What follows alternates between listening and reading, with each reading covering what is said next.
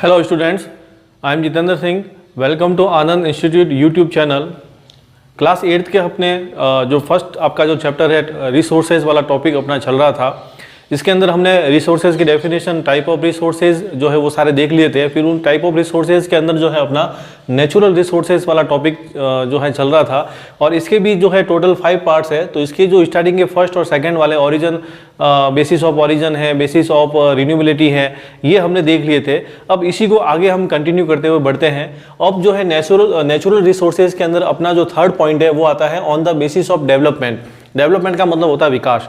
विकास के आधार पर संसाधनों को कितने भागों में बांटा गया है? तो विकास के आधार पर संसाधनों को 2 भागों में डिवाइड किया गया है। उसमें फर्स्ट हो जाएगा आपके पोटेंशियल रिसोर्सेज और सेकंड हो जाएगा एक्चुअल और डेवलप्ड रिसोर्सेज हो जाएगा। पोटेंशियल का मतलब हो जाएगा संभावी, मतलब जिसकी संभावनाएं हैं, अभी उनका उत्पादन नहीं हो रहा है या हो भी रहा है तो बहुत ही कम मात्रा में उनका यूज हो रहा है, ठीक है ना, तो उनको रखा गया है पोटेंशियल रिसोर्सेज के अंदर। और जो सेकंड अपने दूसरे हैं वो है एक्चुअल और डेवलप्ड, ठीक है ना, मतलब वास्तविक या विकसित, मतलब जिनका विकास हो चुका है और अब एट प्रेजेंट में हम उनका यूज जो है वो कर रहे हैं। तो ध्यान रखना, on the basis of development there are 2 type of resources, the first is potential and the second is actual और डेवलप्ड रिसोर्सेज।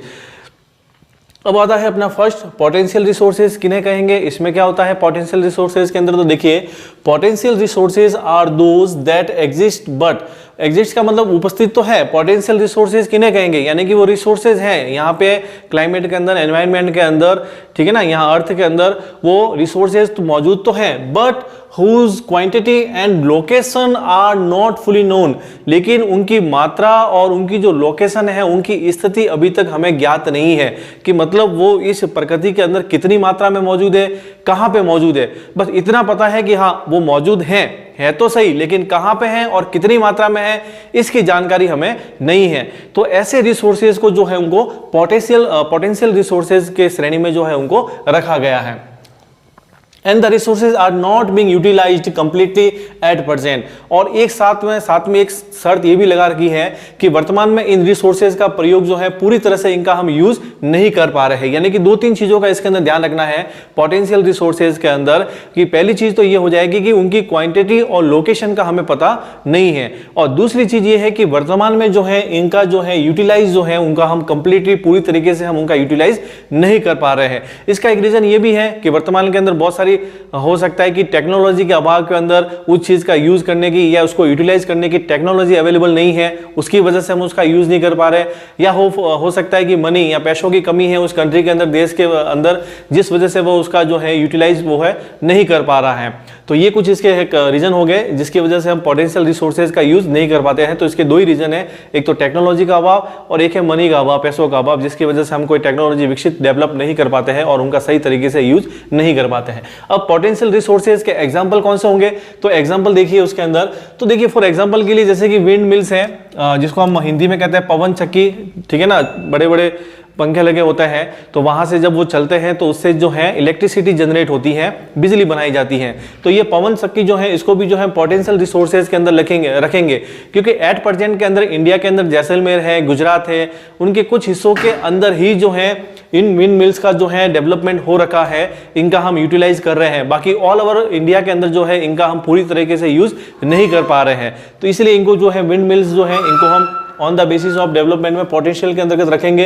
फिर दूसरा है जैसे कि सोलर एनर्जी, सौर ऊर्जा, यानी कि सूर्य से जो हमें एनर्जी प्राप्त होती है उसका भी अभी तक हमारे इंडिया के अंदर उनका हम पूरी तरीके से यूज नहीं कर पा रहे हैं। यानी कि पता तो है कि हमें सूर्य से एनर्जी मिलती है, उस एनर्जी से हम जो है इलेक्ट्रिसिटी में हम उसको जनरेट कर सकते हैं, उसके बहुत सारे यूजेस हैं, लेकिन पता होने के बावजूद भी हम उसका पूरी तरीके से उसका यूटिलाइज कंप्लीटली उसका यूटिलाइज नहीं कर पा रहे हैं। इसीलिए जो है सोलर एनर्जी को भी जो है हम पोटेंशियल रिसोर्सेज के अंतर्गत रखेंगे।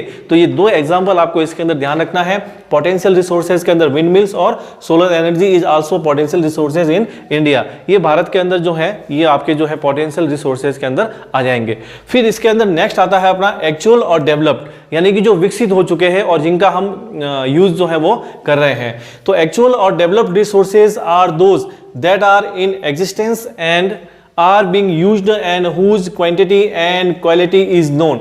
अब देखिए बिल्कुल सिंपल सी बात है, ये इसका जस्ट ऑपोजिट हो जाएगा। एक्चुअल या डेवलप्ड रिसोर्सेज किन्हें कहेंगे? जिनके बारे में हमें पूरी तरीके से पता है, एग्जिस्टेंस, उनकी उपस्थिति के बारे में पता है, उनकी क्वांटिटी के बारे में यानी कि वो कितनी संख्या में हैं ये भी हमें पता है, उनकी पूरी लोकेशन पता है, तो हम उनका यूज जो है वो कर पा रहे हैं, तो उनको हम रखेंगे एक्चुअल और डेवलप्ड रिसोर्सेज के अंतर्गत। अब इसके कुछ एग्जाम्पल है, देखिए जैसे कि अंदर फर्स्ट जैसे कि एग्जाम्पल हो जाएगा oil reserve of the Arab countries. Arab countries जितने भी हैं वहां पे तेल के भंडार हैं, पेट्रोलियम है, जो हम क्रूड ऑयल जो जहां से हम लाते हैं खरीदते हैं, तो वहां पे क्या है उनको पता है कि ऑयल रिजर्व कितने हैं उनके पास में, उनका वो पूरी तरीके से दोहन कर रहे हैं, यूज कर रहे हैं। तो ये जो ऑयल रिजर्व जो है वो किस में आएंगे? आपके एक्चुअल या डेवलप्ड जो है रिसोर्सेज में आएंगे। फिर सेकंड है जैसे कि gold deposits in south Africa. South Africa के अंदर सोने के जमावड़े हैं, सोना जो गोल्ड है उसके भंडार है वहां पे, तो उनको पता है कितनी संख्या में भंडार है, कहां पर है और उसका वो यूज भी कर रहे हैं। तो gold deposit in south Africa, ये सब जो है एक एग्जांपल है किसके? एक्चुअल और डेवलप्ड जो है रिसोर्सेज के हैं। All are example of actual and developed resources. ये सभी जो है किसके उदाहरण है? विकसित संसाधनों के उदाहरण है। तो इस प्रकार हमने जो है on the basis of development के आधार पे दो होते हैं, पोटेंशियल एंड एक्चुअल वाले, तो दोनों देख लिए उसमें क्या क्या होता है और उसके एग्जाम्पल क्या है। फिर हम नेक्स्ट जो है अपना नेचुरल रिसोर्सेज के अंदर जो चौथा है, फोर्थ है, वो आता है on the basis of ownership. मालिकाना हक के आधार पे जो है संसाधनों को 4 भागों में जो है उसको डिवाइड किया गया है। कौन कौन से 4 आगे? सबसे पहले हो जाएगा इंडिविजुअल रिसोर्सेज, व्यक्तिगत संसाधन। सेकंड हो जाएगा कम्युनिटी ओन रिसोर्सेज, सामुदायिक मालिकाना वाले जो है संसाधन। नेशनल रिसोर्सेज, राष्ट्रीय संसाधन। एंड इंटरनेशनल रिसोर्सेज का मतलब होता है अंतरराष्ट्रीय संसाधन। अब इसके अंदर कौन कौन से शामिल है वो हम देखते हैं। तो on the basis of ownership के आधार पे सबसे पहले हम देखते हैं इंडिविजुअल रिसोर्सेज, व्यक्तिगत संसाधन किसे कहेंगे?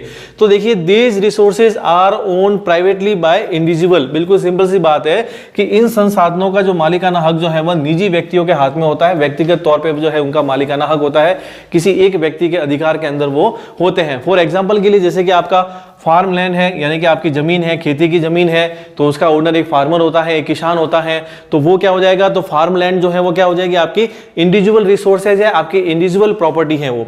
फिर आपके प्लॉट है, कोई जैसे कि प्लॉट खरीदा हुआ है, जमीन ले रखी है आपने अपने मकान बनाने के लिए, तो आपका प्लॉट जो है वो भी आपकी इंडिविजुअल रिसोर्सेज हो जाएगा। फिर जैसे कि आपका हाउसेस है एक्सेट्रा, ऐसे ही बहुत सारी जो आपकी निजी वस्तुएं हैं, प्राइवेट वस्तुएं हैं, ठीक है ना, जिसके मालिकाना हक केवल आपका ही है, तो वो सारे के सारे क्या आएंगे? आपके इंडिविजुअल रिसोर्सेज के अंतर्गत आएंगे। ठीक है, फिर अपना सेकंड जो है आगे बढ़ते हैं हम, दूसरा जो है कम्युनिटी ओन रिसोर्सेज, यानी कि सामुदायिक जो है संसाधन कौन कौन से हैं, तो आइए देखते हैं उसके अंदर क्या है। तो this resources are available to all the member of community. ये ध्यान रखना कि ये संसाधन जो है, कम्युनिटी का मतलब जो समुदाय होता है, जो वहां पे लोग रह रहे हैं, सभी समुदायों के लिए वो जो है संसाधन अवेलेबल होता है, मतलब उसका यूज सभी लोग कर सकते हैं। जैसे कि हम इंडिविजुअल जो होता है उसका यूज कौन करेगा? केवल जो प्राइवेट जो जिसकी जो संपत्ति है वही यूज करेगा, या फिर उसकी विथ परमिशन आप जो है उसकी परमिशन से ही जो है उसकी जो है उस प्रॉपर्टी का यूज आप कर सकते हैं, ठीक है ना। लेकिन जो कम्युनिटी जो रिसोर्सेज होते हैं उनका जो है प्रयोग जो है सब लोग कर सकते हैं जो उस कम्युनिटी के हैं, ठीक है ना। तो these resources are available to all member of a community, मतलब एक समुदाय के सभी लोगों के लिए ये संसाधन अवेलेबल होते हैं। फॉर एग्जाम्पल के लिए देखिए, जैसे कि पॉन्ड्स हैं, गांवों के अंदर, विलेज के अंदर पॉन्ड्स होते हैं, तालाब होते हैं, तो उन तालाब का यूज गांव के सभी लोग करते हैं, किसी कोई एक व्यक्ति की पर्सनल प्रॉपर्टी वो नहीं होती है। तो पॉन्ड क्या हो जाएगा? आपके कम्युनिटी रिसोर्सेज हो जाएगा। फिर जैसे कि पब्लिक पार्क है, आप लोग घूमने के लिए जाते हैं पब्लिक पार्क के अंदर, मॉर्निंग वॉक के लिए, इवनिंग में आप जब जाते हैं विद फैमिली या अकेले जब भी घूमने के लिए जाते हैं, तो पब्लिक पार्क जो है वो भी क्या हो जाएगा? आपके कम्युनिटी रिसोर्सेज हो जाएगा, मतलब वो सबके लिए है, किसी एक के लिए वो नहीं है। फिर है जैसे कि पिकनिक स्पॉट है, पर्यटन स्थल है जहां पे आप घूमने के लिए जाते हैं, तो वो भी आपके जो है कम्युनिटी रिसोर्सेज हो जाएगा। प्ले ग्राउंड है, खेल के मैदान है जितने भी, जहां पे कोई भी आके वहां पे खेल सकता है, तो एक्सेट्रा। इसी तरह से ये सारे जो है क्या हो जाएंगे? आपके कम्युनिटी रिसोर्सेज हो जाएंगे। तो ये आपको अच्छी तरीके से समझ में आ जाया होगा कि इंडिविजुअल रिसोर्सेज क्या है और कम्युनिटी रिसोर्सेज क्या है। फिर हम आगे बढ़ते हैं, अपना तीसरा है नेशनल रिसोर्सेज, राष्ट्रीय संसाधन किसे कहेंगे? तो वैसे तो आमतौर के अंदर एक देश की सीमाओं के अंदर जितने भी संसाधन पाए जाते हैं वो उस राष्ट्र की सीमा के अंदर होने के के नाते सब राष्ट्रीय संसाधन ही होते हैं। वैसे तो देखिए ऑल द मिनरल्स, जितने भी खनिज है, वाटर रिसोर्सेज, पानी के जितने भी संसाधन है, फॉरेस्ट जंगल जितने भी है, वाइल्ड लाइफ है, land within the political boundaries and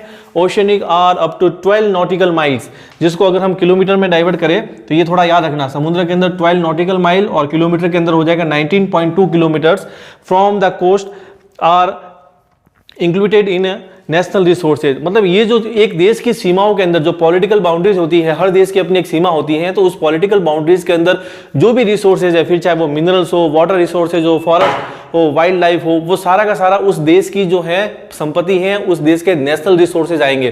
फिर बात होती है समुद्र के अंदर, तो देखिए समुद्र बहुत फैला हुआ है, तो उसके लिए भी एक रूल्स बना हुआ है कि समुद्र में कहां तक किसी कोई देश की जो है वह रिसोर्सेज माना जाएगा। तो उसके लिए बना हुआ है कि उसकी जो तटीय रेखा है, उसकी तटीय रेखा से लेकर 12 नॉटिकल माइल्स, या फिर अगर इस माइल्स को हम किलोमीटर में कन्वर्ट करें तो ये आता है 19.2 किलोमीटर तक का जो समुद्री इलाका है, वो इलाका भी उस कंट्री का ही माना जाएगा। और वहां से अगर कोई भी संसाधन निकलता है तो उसका यूज जो है वह कंट्री ही करता है। फॉर एग्जाम्पल के लिए देखिए, मैंने एक यहाँ पे मैं बताता हूँ आपको एक छोटा सा मैप बना के इंडिया का, ठीक है ना। जैसे कि ये इंडिया का अपना साउथ जो वाटर वाला हिस्सा है, ये बना रहा हूं मैं यहाँ पे, ठीक है। यहाँ पे आपको पता है अरेबियन सी हो जाएगा या बे ऑफ बंगाल है, तो यहाँ पे ये समुद्र है अपना, ठीक है ना। तो यहाँ पे ये जो कोस्ट बना हुआ है, ये अपना जो तटीय इलाका है यहाँ वाला, ठीक है ना। यहाँ से लेके ये अपने जो बात हो रही है अपने 12 नॉटिकल माइल या 19.2 किलोमीटर तक, मतलब लगभग ये यहाँ तक का इलाका जो होगा, ठीक है ना, ये यहाँ तक समुद्र ओशियन में, ये वाला इलाका जो है वह इंडिया के अंदर ही आएगा। और यहाँ पे जो भी जो है कोई अगर मिनरल्स वगैरह निकलते हैं तो उसका यूज इंडिया ही करेगा। उसका एक और एग्जांपल है कि यहाँ पे जो है हम देखते हैं यहाँ पे मुंबई है, और मुंबई के पास में एक क्षेत्र है जिसको हम कहते हैं मुंबई हाई, उसको बोलते हैं। और यहाँ से जो है नेचुरल गैस और ऑयल निकलता है, तो उस ऑयल का यूज जो है वह इंडिया ही करता है अकॉर्डिंग टू रूल्स, क्योंकि ये इंडिया के 19.2 किलोमीटर के अंदर ही आता है, तो इसलिए इसका यूज इंडिया करता है। तो ये हो जाएंगे आपके नेशनल रिसोर्सेज। फिर आता है आपके फोर्थ एंड लास्ट है इंटरनेशनल रिसोर्सेज, अंतरराष्ट्रीय संसाधन। तो the oceanic resources outside 200 kilometre of a exclusive economic zone belong to open ocean and no individual country can utilize this without the agreement of international institutions। यानी कि जितने भी समुद्री भाग है, अब ये इस सीमा को छोड़ने के बाद जो आगे का हिस्सा जो भी आएगा 200 किलोमीटर जो इलाका जो भी होगा, वह जो है आपके आ जाएगा इंटरनेशनल रिसोर्सेज में आएगा। और ऐसे इलाके पे किसी भी देश का कोई कब्जा जो है नहीं रहेगा, या वहां पे जो भी संसाधन निकलता है उसका दोहन कोई कंट्री नहीं कर सकता है। अगर करना चाहता है तो उसके लिए इंटरनेशनल इंस्टीट्यूट बने हुए हैं, उसकी परमिशन लेनी पड़ेगी, और उसके बाद ही जो है हम उसका यूज कर सकते हैं। तो इस प्रकार आज अपना ये जो टॉपिक है नेचुरल रिसोर्सेज के अंदर basis of development on basis of ownership वाला टॉपिक जो है ये कंप्लीट हो गया है। Thanks for watching. जय हिंद, वंदे मातरम।